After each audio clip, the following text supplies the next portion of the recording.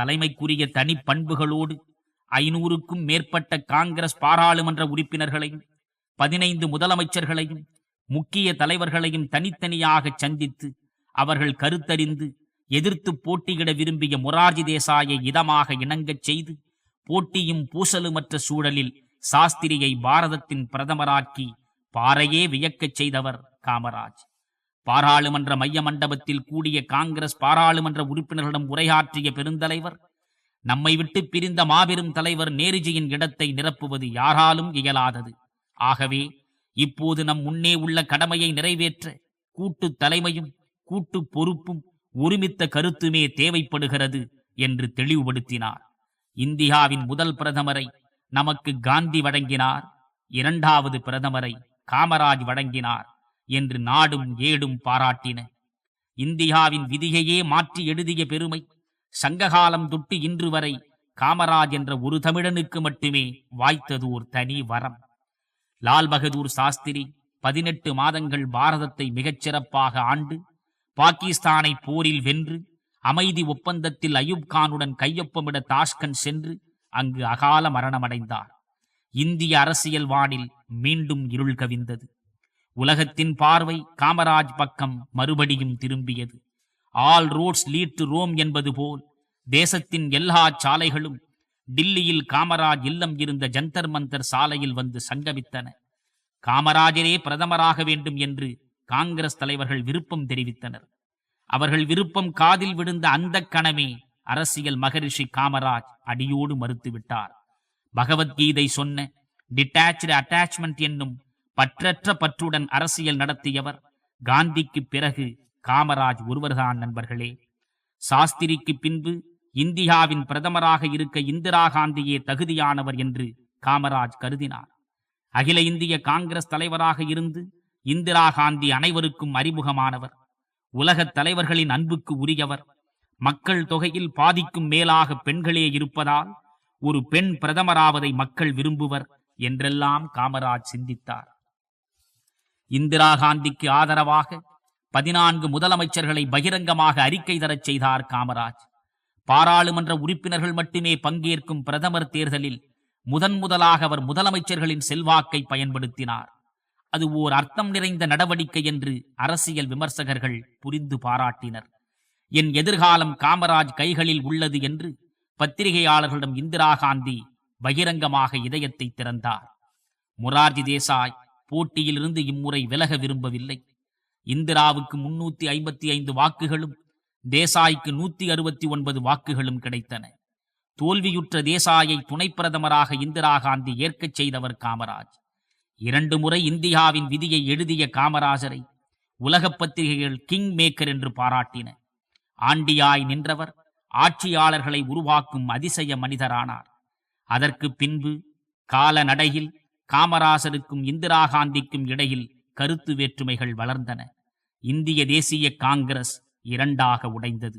அந்த கசந்த அனுபவங்களை இங்கே நான் விவரிக்க விரும்பவில்லை. நண்பர்களே, தோல்வியின் நிழல் படியத் தொடங்கிய காலமே காமராஜரை நான் கண்டுகொண்ட காலம். ஒவ்வொரு தோல்வியையும் அமைதியாக அவர் ஏற்றுக்கொண்ட விதமும், தொடர்ந்து இந்த மண்ணின் மக்களுக்காகவே தன்னை அர்ப்பணித்துக் கொண்ட தன்மையும் அவர் மீது நான் காதல் கொள்ள காரணங்களாய் அமைந்தன. முழந்துண்டு சட்டைக்கும் முதலில்லா தொழிலாளி, பழனிமலை ஆண்டிக்கு பக்கத்தில் குடியிருப்போன், பொன்னில்லான் பொருளில்லான் புகழன்றி வசையில்லான், இல்லாளும் இல்லான் இல்லையெனும் ஏக்கமிலான், அரசியலை காதலுக்கே அர்ப்பணித்தார் மத்தியிலே, காதலையே அரசியற்கு கரைத்துவிட்ட கங்கையவன் என்று காமராஜரின் எளிய வாழ்க்கையை படம் பிடிக்கும் கண்ணதாசன் கவிதையில் எள்ளளவும் உயர்வு நவிர்ச்சி இல்லை. நண்பர்களே, காமராஜ் என்ற ஆட்சியாளரை, அரசியல் தலைவரை இன்றைய இளைஞன் அறிந்து கொள்வதை விடவும் காமராஜ் என்ற தனி மனிதரின் களங்கமற்ற காந்திய பண்புகளை, வாழ்க்கை ஒழுக்கங்களை அறிதல் நலம் என்று நான் நம்புகிறேன்.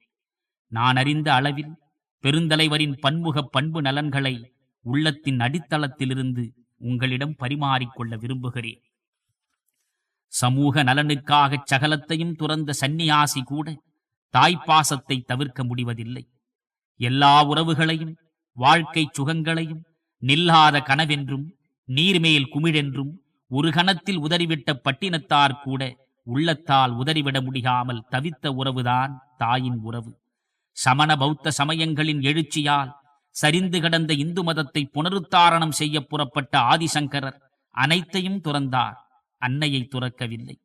காமராசரும் ஓர் அரசியல் சந்நியாசிதான். அவருக்கு இருந்த ஒரே உறவு பெற்றெடுத்த தாயின் உறவு. காமராஜ் முதலமைச்சராக இருந்த நேரம் தாயின் வாழ்க்கை தேவைகளுக்காக அவர் மாதம் 120 ரூபாய் அனுப்பி கொண்டிருந்தார். முதல்வரான பின்பும் அன்னைக்கு அளித்து வந்த பணத்தை அவர் உயர்த்தவில்லை. சிவகாமி அம்மையார் தயங்கி தயங்கி மகனுக்கு தூது விட்டார். மகனே, நீ முதலமைச்சரானதும் என்னை பார்க்க ஒவ்வொரு நாளும் யார் யாரோ வருகின்றனர். வீடு தேடி வருபவர்களை சோடா கலர் வழங்காமல் அனுப்ப முடியவில்லை. அதனால் செலவு கொஞ்சம் கூடுகிறது. இனிமேல் மாதம் 150 ரூபாய் அனுப்பினால் நல்லது. தமிழகத்தின் தவப்புதல்வர் தாய்க்கு பதில் தந்தார். அம்மா, உன்னை தேடி வருபவர்களுக்கு நீ சக்திக்கு மீறி செலவழிக்க வேண்டிய அவசியம் இல்லை. சோடா கலர் தருவதை இனிமேல் நிறுத்து. அனுப்பும் 120 ரூபாயிலேயே வாழ்க்கையை சிக்கனமாக நடத்து.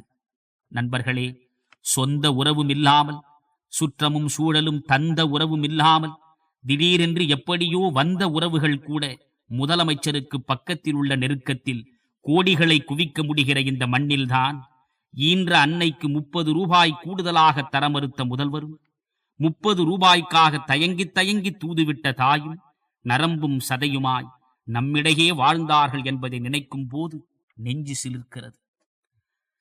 மாதந்தோறும் மகன் அனுப்பிய 120 ரூபாயில் நியாயமான தேவைகளை கூட நிறைவேற்றிக் கொள்ள முடியாமல் தவித்த அந்த தாய் தங்கியிருந்த வீட்டில் கழிப்பறை வசதி இல்லை.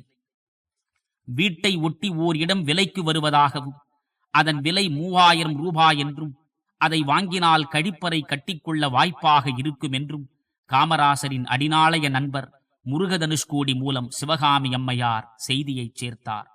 தகவல் அறிந்த தலைவர் சொன்னார், நீ கழிப்பறைக்கு இடம் வாங்க வேண்டும் என்கிறாய். ஊரில் உள்ளவன் நான் பங்களா வாங்கிவிட்டதாக சொல்வான். அப்படியே சிலர் பத்திரிகையிலும் எழுதுவார்கள். அதெல்லாம் வேண்டாம், போ. நண்பர்களே, அரசுக்கு சொந்தமான ரயில்வே பிளாட்பாரத்தையும் காந்தி மைதானத்தையும் அடகு வைத்து பணம் பெற்ற முதலமைச்சர்களையும், புறம்போக்கு நிலத்தில் தங்கள் மனம் போன போக்கில் ஆக்கிரமிப்பு நடத்தும் அருவருப்பான அரசியல்வாதிகளையும் சந்தித்து பழகிவிட்ட நம்மால் காமராஜரை போன்ற காந்திய யுகத்தின் தலைவர்களை சிந்திக்க முடியாமற் போனால் நட்டம் நமக்குத்தானே தவிர அவர்களுக்கு அன்று. சீசரின் மனைவி சந்தேகத்திற்கு அப்பாற்பட்டவளாக இருக்க வேண்டும் என்னும் பொது வாழ்வின் இலக்கணத்தை காமராஜரைப் போல் இன்று கடைபிடிக்கும் அரசியல்வாதி இவர் என்று ஒருவரை நம்மால் இனங்காட்ட முடியுமா? 1967 ஆண்டு அரச யானைக்கு கொஞ்சம் அடிசறுக்கியது. பொது தேர்தலில் காமராஜ் தோற்றார். விருதுநகரில் அவர் வெற்றியை இழக்கக்கூடும் என்று அரசியல் எதிரிகள் கூட எதிர்பார்க்கவில்லை. காங்கிரஸ் தோற்றதை விட காமராஜ் தோற்றதற்காகவே மக்கள் அழுதனர். யாரும் நம்ப மறுத்த ஒன்று நடந்துவிட்டது. நண்பர்களே, எந்த நேரத்தில் காமராஜ் தோற்றார்? இப்போது நினைத்தாலும் இதயம் வலிக்கிறது. உலகமே கிங் மேக்கர் என்று ஒரு தமிழனை கொண்டாடிய நேரத்தில், இந்திய துணைக்கண்டமே அந்த தமிழனின் கண்ணசைவுக்கு காத்திருந்த கணத்தில் அவனுடைய வெற்றி கொடியை வெட்டி முறித்தது தமிழினம். தமிழன் எப்போதும் விரோதிகளால் அழிந்ததில்லை, துரோகிகளால் தான் அழிந்திருக்கிறான் என்ற வரலாற்று உண்மை விருதுநகர் மண்ணில் மீண்டும் விளக்கமுற்றது. தோல்வியைக் கண்டு காமராஜ் கலங்கவில்லை. சாம்பலிலிருந்து மீண்டும் உயிர்த்தெழும் பீனிக்ஸ் பறவையைப் போல் காமராஜ் எழுந்து நின்றார். முள்படுக்கையில் கால் நீட்டி படுத்தாலும் முகம் மலரச் சிரிக்கின்ற அபூர்வமான ஞானியைப் போல் காட்சி தந்த காமராஜரை பத்திரிகையாளர்கள் முற்றுகையிட்டனர். யாருமே எதிர்பார்க்காத வகையில் திராவிட முன்னேற்றக் கழகம் ஆட்சிக்கு வந்திருக்கிறதே, இதை பற்றி உங்கள் கருத்து என்ன? பத்திரிகையாளர் கேள்விக்கு பெருந்தலைவர் பதில் சொன்னார். காங்கிரஸ் தோற்கும் என்றோ, திராவிட முன்னேற்றக் கழகம் ஆட்சிக்கு வரும் என்றோ நானும் எதிர்பார்க்கவில்லை. மக்கள் தீர்ப்புக்கு மரியாதை தர வேண்டும்.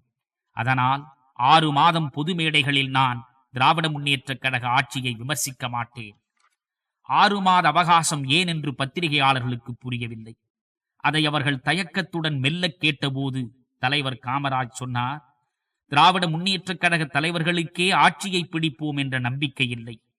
அவர்கள் அளித்த வாக்குறுதிகளை நம்பி மக்கள் வாக்களித்திருக்கிறார்கள்.